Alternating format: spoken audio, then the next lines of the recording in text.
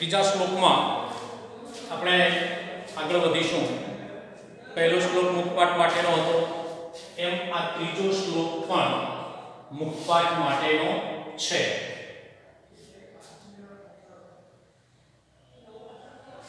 હવે અહીંયા આપણે કેટલીક બાબતોને ધ્યાનમાં લેવાની છે, જેમાં આ શ્લોક તો તમારે તૈયાર કરવાનો છે. નમઃ સંભવાય ચ મયોભવાય ચ નમઃ શંકરાય ચ મયસ્કરાય ચ નમઃ શિવાય ચ શિવતરાય ચ. શ્લોક વાંચ્યા પછી આ શ્લોકમાં કોની વાત કરવામાં આવી છે એનો એક ખ્યાલ તમને આવી ગયો હશે. અહીંયા ભગવાન શિવ ને નમસ્કાર કરવામાં આવ્યા છે અને એ ભગવાન શિવ માં કઈ કઈ બાબતો, કઈ કઈ વિશેષતાઓ છે એનો ખ્યાલ અહીં આપવામાં આવેલો છે.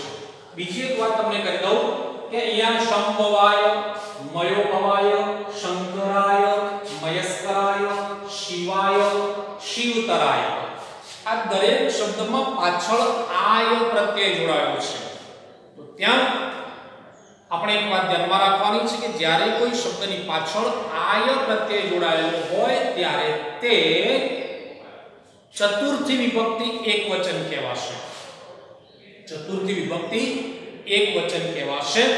અહીંયા અત્યારે સમજો કે શ્રાવણ માસ ચાલે છે તો આપણે નમઃ શિવાય કે ઓમ શિવાય નમઃ કોઈ પણ રીતે આપણે બોલીએ છીએ. તો આ શિવાય, ગણેશાય, તો એ પુરલિંગ, ધ્યાન રાખજો, પુરલિંગમાં ચતુર્થી વિભક્તિ એકવચન છે.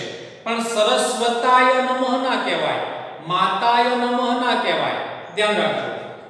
સ્ત્રીલિંગ છે તો ત્યાં માતાય નમઃ, સરસ્વત્યય નમઃ એ રીતે થશે. હવે અકારાંત પુરલિંગ હોય તો આય પ્રત્યય લાગે, ઈકારાંત પુરલિંગ હોય ગણપતિ તો ત્યાં ગણપતાય નહીં થાય, ગણેશ તો ગણેશાય થશે, પણ ગણપતિ હશે તો ગણપતયે નમઃ. એટલે થોડીક આ વાત તમારે ધ્યાનમાં રાખવાની છે. એ જ્યારે વ્યાકરણની ચર્ચા થશે એમાં વિગતવાર જોઈશું આપણે. એટલે આય પ્રત્યય એ પુરલિંગ ચતુર્થી વિભક્તિ એકવચનનું રૂપ છે. નમઃ એ અવ્યય છે, નમઃ અવ્યય સાથે હંમેશા ચતુર્થી વિભક્તિ એકવચન વપરાય. આટલી વાત તમારે ધ્યાનમાં લેવાની.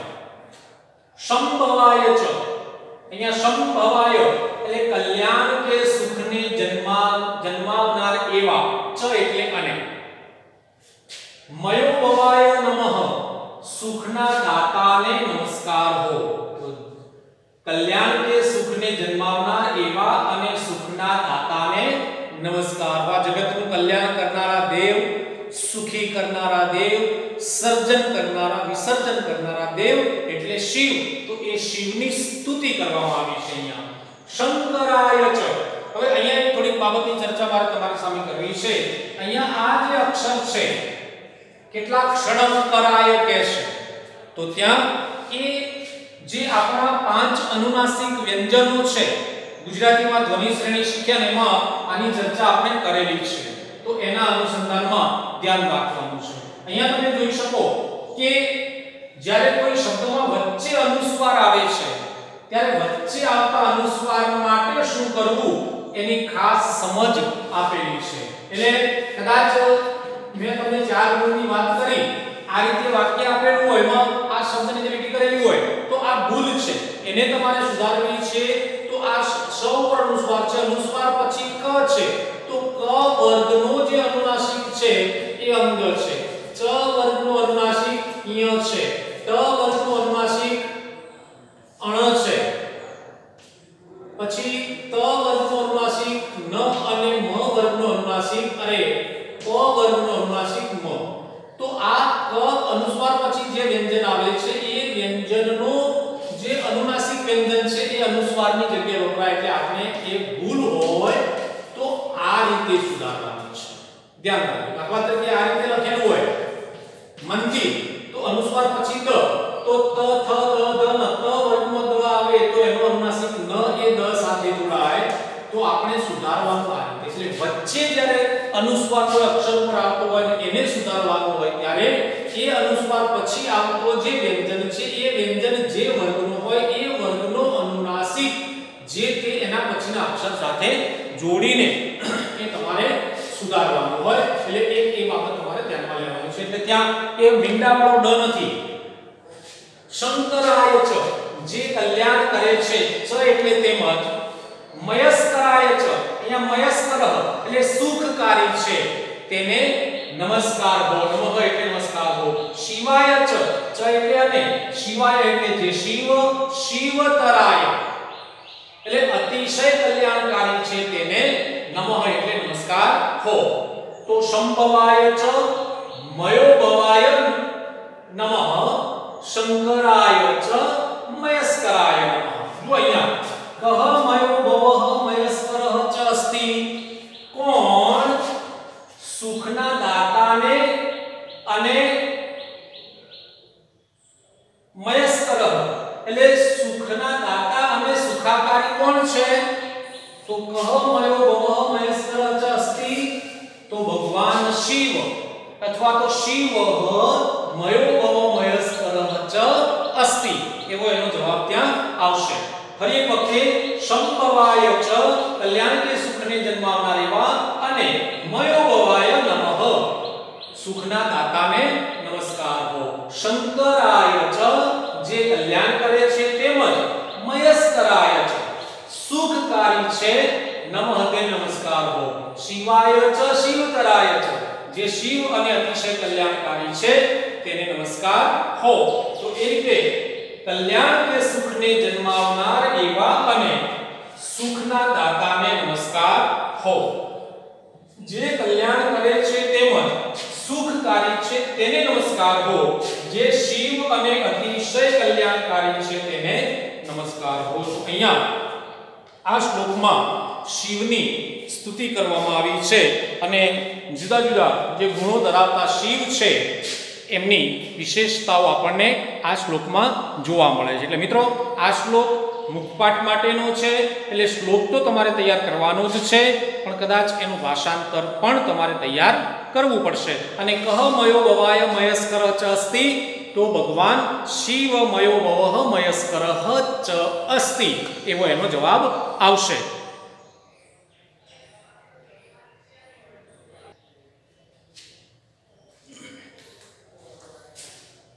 શ્લોક 4 માં આપણે શ્લોક મુખપાઠ માટેનો અર્થી આપ જાણો છો કેમ કે આ પ્રકરણમાં 3 જ શ્લોક મુખપાઠ માટે જેનો પહેલો અને ત્રીજો આપણે જોઈ ગયા છઠ્ઠો હવે આવશે એ પણ મુખપાઠ માટેનો છે યમ બ્રહ્મા વરુણેન્દ્ર રુદ્ર મરુતઃ સ્તુન્વન્તિ દિવ્યૈસ્તવૈઃ વેदैः સાંગપદક્રમોપનિષदैः गायन्ति यं सामगाः ध्यानावस्थिततद्गतेन मनसा पश्यन्ति यं योगिनो यस्यांतं न विदुः सुरासुरगणाः देवाय तस्मै नमः અહીંયા પણ આ જે તમામ પ્રકારના ગુણો ધરાવનારા જે દેવ છે એવા ભગવાનનો પરમેશ્વરને સ્તુતિ કરવાનો ખ્યાલ આ શ્લોકમાં આપેલો છે હવે જરા એનું ભાષાંતર આપણે શબ્દોની સાથે જોઈ લઈએ તો યમ બ્રહ્મા વરુણેન્દ્ર રુદ્ર મરુત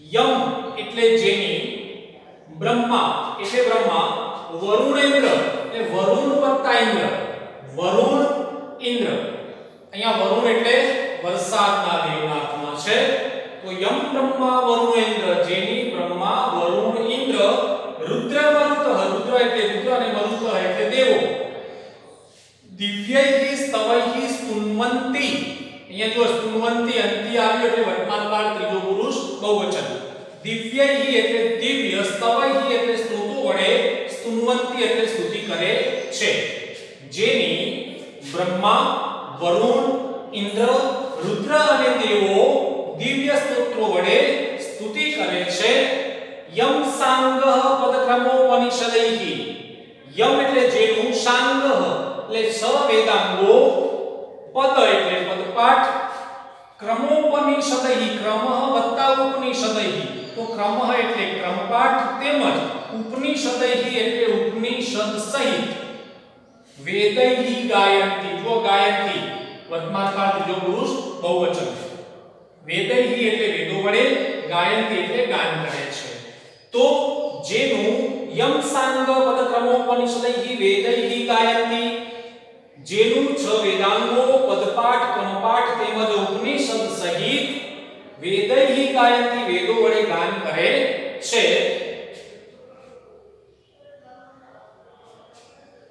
યમ સામગાહ, અહીંયા આપણે સામગાહ એટલે સામ નામના જે મંત્રો છે એનું ગાન કરનાર એવો અર્થ ત્યાં આપણે લેવાનું છે. પછી ધ્યાનાવસ્થિ તતદગતેન, ધ્યાનાવસ્થિ તતદગતેન એટલે ધ્યાનની અવસ્થાને પ્રાપ્ત થયેલા મનસા પશ્યંતી, તો વળી પાછું પશ્યંતી તો અંતિ આવી પાછું વર્તમાન કાળ ત્રીજો પુરુષ બહુવચન થશે. મનસા એટલે મન વડે, પશ્યંતી એટલે દર્શન કરે છે. ધ્યાનની અવસ્થાને પ્રાપ્ત થયેલા મન વડે દર્શન કરે છે. યસ્યાંતમ, યસ્ય વત્તાનંતમ, જેના અંતને સુરાસુર ગણા ન વિદુહુ, દેવો તેમજ અસુર ગણો જાણતા નથી. તસ્મૈ દેવાય નમઃ, તે દેવને નમસ્કાર હો. આ દેવ એટલે ભગવાન પરમેશ્વર શિવ, જેને આપણે કહીએ છીએ તે. ફરી પાછા યમ બ્રહ્મા વરુણેન્દ્ર રુદ્ર મરુત, જેની બ્રહ્મા વરુણ ઇન્દ્ર રુદ્ર અને દેવો દિવ્ય સ્તવૈહિ સ્તુન્વંતી, દિવ્ય સ્તવૈહિ સ્તુન્વંતી, દિવ્ય સ્તોત્રો વડે સ્તુતિ કરે છે. યમ સાંગઃ પદક્રમોપનિષદૈ, યમ સાંગ પદોક્રમોપનિષદૈ, જેનું 6 વેદાંગો પદપાઠ ક્રમપાઠ તેમજ ઉપનિષદો સહિત વેદૈહિ ગાયંતી, વેદો વડે ગાન કરે છે. ધ્યાનાવસ્થિ તદગતેન, ધ્યાનની અવસ્થાને પ્રાપ્ત થયેલા મનસા પશ્યંતી, મનથી દર્શન કરે છે. યમ યોગીનો, જે યોગીઓ, જેનું યોગીઓ, અહીંયા આપણે એક આ શબ્દ પણ અહીં લખવાનો જરા રહી ગયો છે તો એની જરા આપ નોંધ કરી લેશો.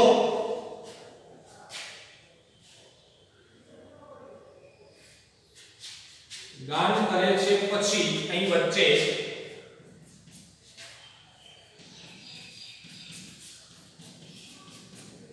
યમ યોગીનો એટલે જેનું યોગીઓ ધ્યાનની અવસ્થાને પ્રાપ્ત થયેલા મન વડે દર્શન કરે છે. અહીંયા જેનું યોગીઓ ધ્યાનની અવસ્થાને પ્રાપ્ત થયેલા મન વડે દર્શન કરે છે. યશાંતમ સુરસુર ગણા, સુરાસુર ગણા, સુરાસુર તો એની પણ સુર વત્તા અસુર ગણા આ રીતે સંધિ છૂટી પડશે.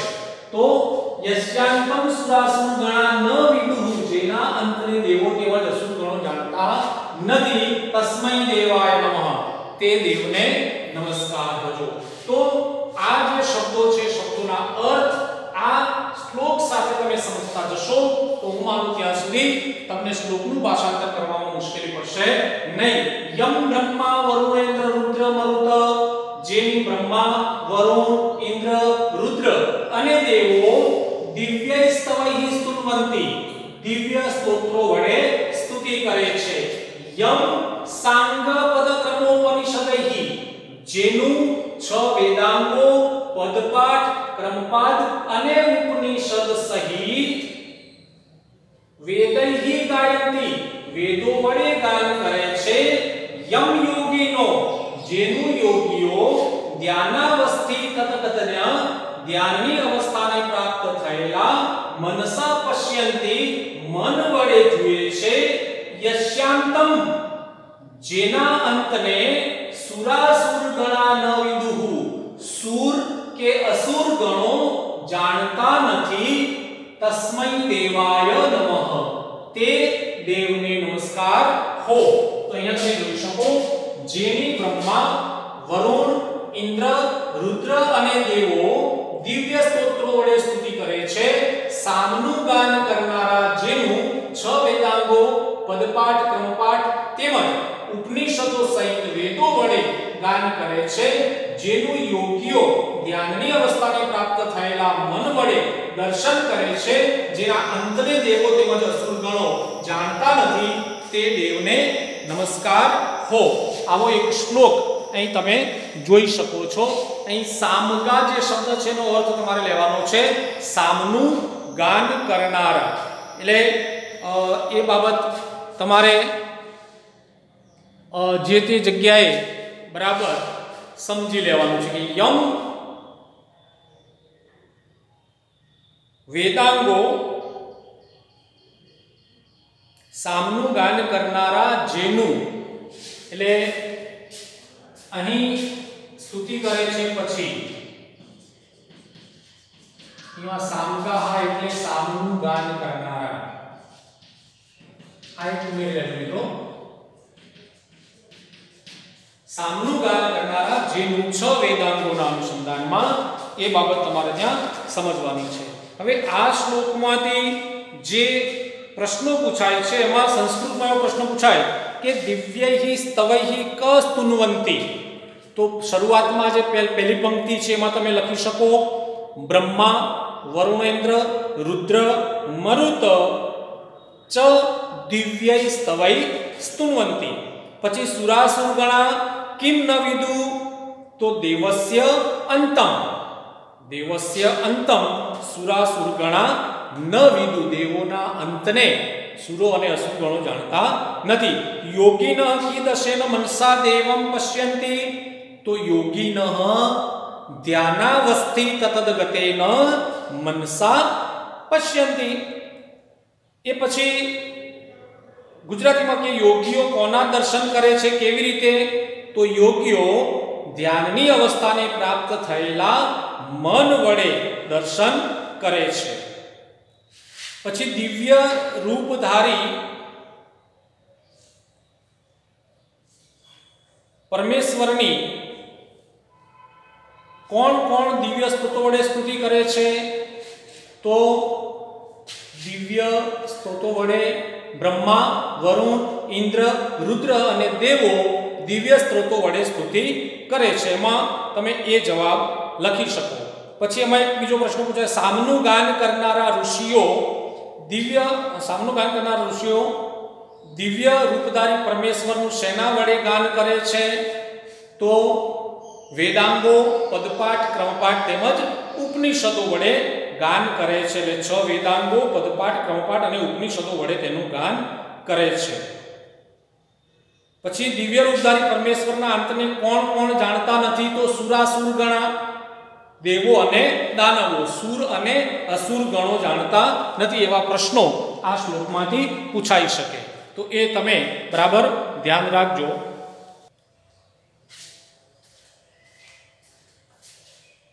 શ્લોક નંબર 5 જે મુખપાઠ માટેનો છે તેનું ભાષાંતર તમારે બરાબર તૈયાર કરવું પડશે. શ્લોક જોઈ લઈએ આપણે પહેલા. ભયાનામ ભયમ ભીષણમ ભીષણાનામ ગતિમ પ્રાણીનામ પાવનમ પાવનાનામ મહોચ્ચૈહિ પદાનામ નિયંતૃત્વમેકમ પરેશાન પરમ રક્ષકમ રક્ષકાનામ. અહીંયા ભયાનામ ભીષણાનામ પ્રાણીનામ પાવનાનામ પદાનામ પરેશાન રક્ષકાનામ આ ષષ્ઠી વિભક્તિ બહુવચનના રૂપો છે જેની પાછળ નામ કે અનામ પ્રત્યય લાગેલો હોય તે ષષ્ઠી વિભક્તિ બહુવચન કહેવાય. અહીં આ શ્લોકમાં પણ પરમેશ્વરને સ્તુતિ કરવામાં આવી છે, પરમેશ્વરને પ્રાર્થના કરવામાં આવી છે. ભયાનામ ભયમ એટલે પરમેશ્વરને સ્તુતિ કરે. હે ઈશ, હે પરમેશ્વર, તું ભયાનામ ભયમ ભયજનક સંજોગોમાં ભયરૂપ છે. ભીષણાનામ ભીષણાનામ એટલે ભયાનક સંજોગોમાં, ભીષણમ એટલે ભયાનક છે.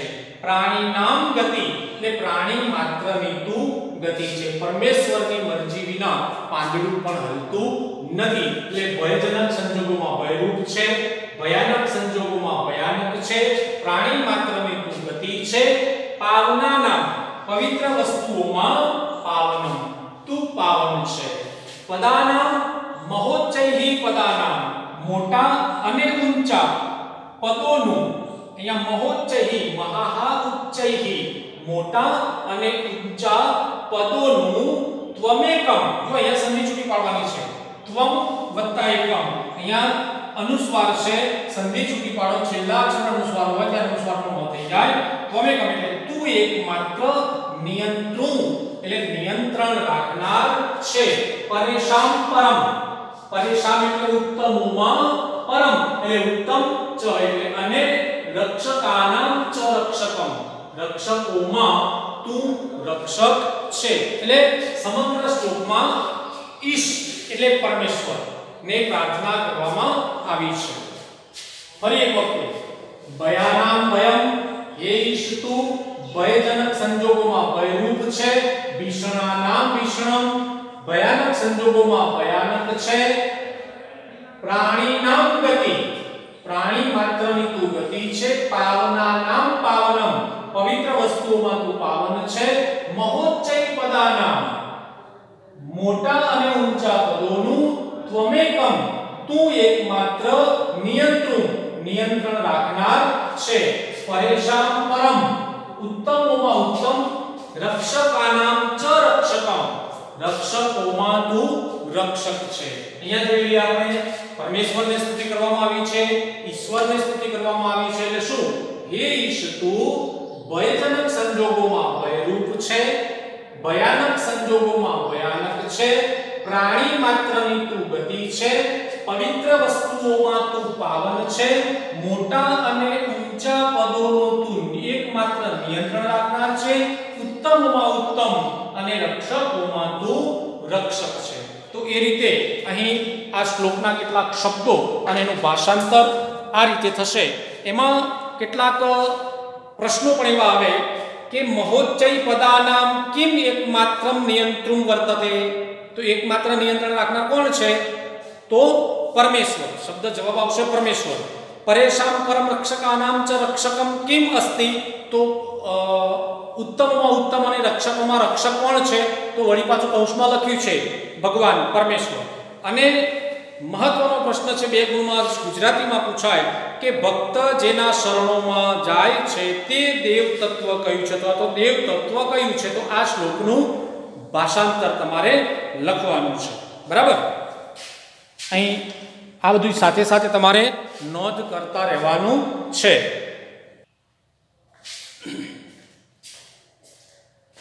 શ્લોક નંબર 6 જે મુખપાઠ માટેનો છે. વયમ ત્વામ સ્મરામો, વયમ ત્વામ ભજામો, વયમ ત્વામ જગત સાક્ષી રૂપમ નમામઃ. સદેકમ નિદાનમ નિરાલંબમીશમ, ભવાંબોધિપોતમ શરણ્યમ વ્રજામઃ. મુખપાઠ માટેનો શ્લોક છે. અહીંયા વયમ ત્વામ સ્મરામો, અહીંયા પણ પરમેશ્વરની વાત કરવામાં આવી છે. અમે તમારું સ્મરણ કરીએ છીએ. વયમ એટલે અમે, ત્વામ એટલે તમારું, સ્મરામો એટલે સ્મરણ કરીએ છીએ. વયમ ત્વામ ભજામો, અમે તમને ભજામો એટલે ભજીએ છીએ. વયમ ત્વામ જગત સાક્ષી રૂપમ, અમે જગત સાક્ષી રૂપમ એટલે જગતના સાક્ષી રૂપ એવા, ત્વામ એટલે તમને, નમામઃ નમીએ છીએ. જો મી વહ મહ, અહીંયા અંતે મહ આવ્યો એટલે વર્તમાન કાળ પ્રથમ પુરુષ બહુવચનનું રૂપ થશે. તો અહીંયા શું કર્યું આપણે? વયમ ત્વામ સ્મરામો, અમે તમારું સ્મરણ કરીએ છીએ. વયમ ત્વામ ભજામો, અમે તમને ભજીએ છીએ.